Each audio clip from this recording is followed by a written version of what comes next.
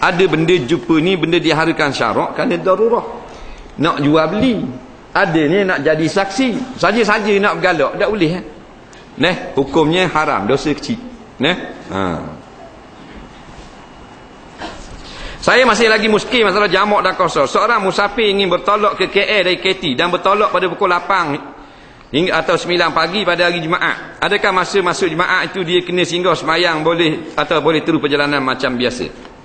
Pendapat yang muktamad dalam mazhab Syafi'i, sesiapa yang musafir selepas daripada subuh hari Jumaat, maka wajiblah dia itu mengerjakan Jumaat di dalam perjalanannya. Jika perjalanannya itu maknanya boleh dipilih pada hari yang lain. Faham lagi? Mana dia nak keluar malam Jumaat, boleh saja nak keluar pagi Jumaat, maka dia wajib kena sembahyang Jumaat di tengah jalan lagi.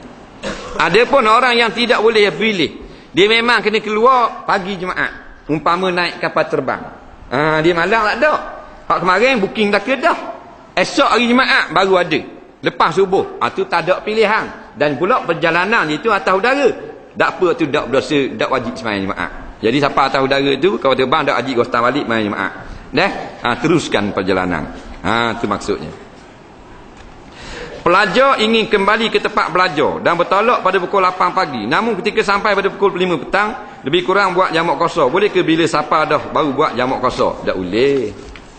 Jamak qasar ni gini, dia adalah rukhsah, keringanan untuk diantaranya musafir. Kita nak jamak qasar ni, kita kena ukur dulu diri kita, musafir ke mukim. Kalau musafir boleh jamak qasar, kalau mukim tak boleh jamak qasar. Kita balik daripada jauh, bukan kata dekat. Kalau kata Kuala Lumpur dekat, balik dari Mongolia, jauh 2000 kilo.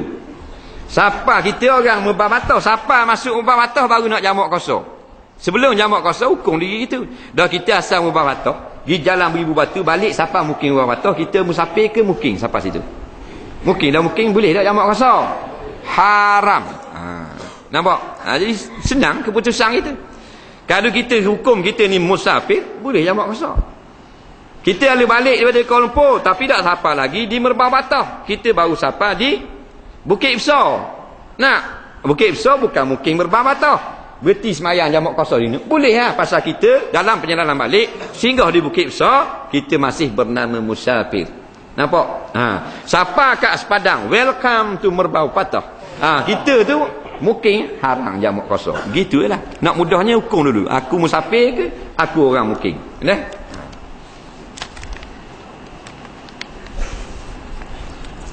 Apakah hukum bertindik lebih daripada satu di telinga, dan apakah hukum bertindik di hidung? Ni awet tanya. Orang puang. Bertindik ini bukan daripada Islam.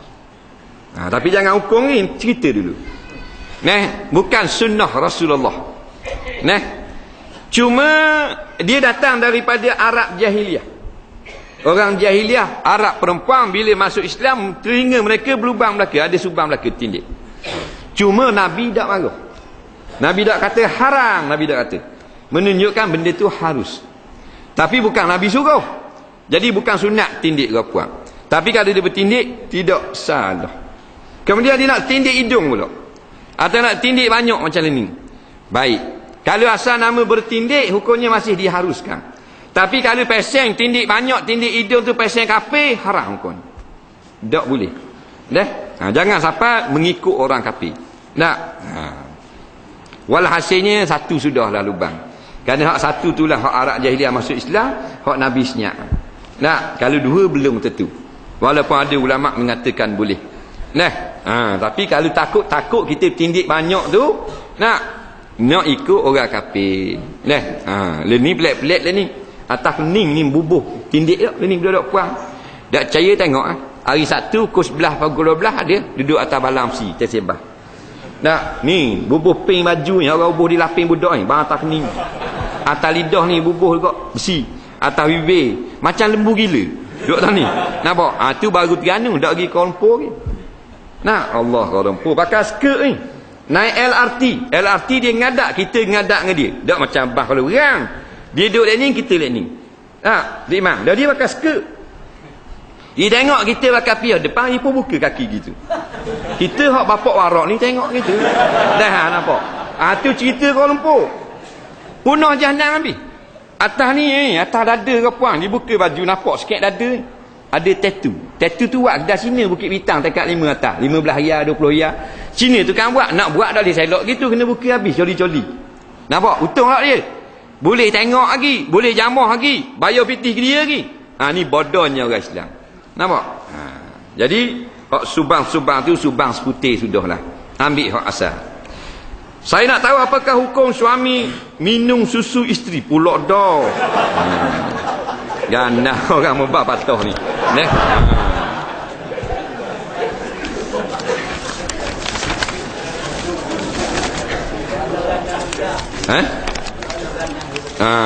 Biarlah pasal banyak berlaku. Banyak berlaku kena jawab kau. Kita tak mau jawab. Di setengah negeri ada adat cukur jambu bayi baru lahir dan berandoi. Apakah hukumnya? Apa hukum baca surah selepas Fatihah pada rakaat ketiga atau keempat?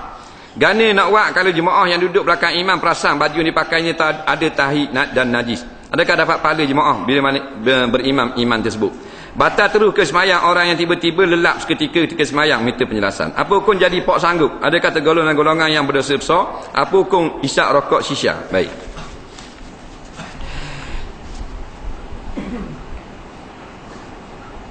Di setengah negeri ada adat cukur jambu bayi baru lahir. Jawabnya, budak yang baru lahir ni kalau kita cukur jambu saja, guting sikit saja, hukumnya makruh. Faham? Yang sunatnya cukur sutir kepala.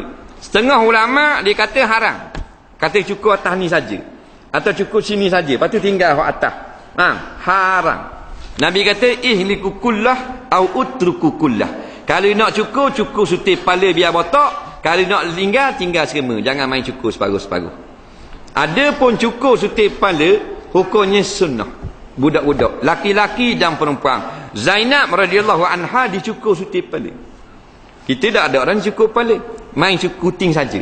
Waktu bik surah, tanya orang selawat sallallahu ala Muhammad tek. Gitu ya tak? Lepas tu orang balik ada tak ada pahala.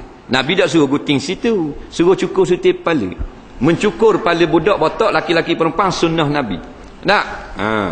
Dah tu masa orang ramai tak apalah ambil adat sikit-sikit seorang dan orang balik cukur habis. Tak? Tu baru betul. Kemudian berandai ini dodo pula, tak ada masalah. Dengan doa selamat, buat budak tu duduk dalam buah. Jangan benda-benda yang syirik ada dalam tu sudah.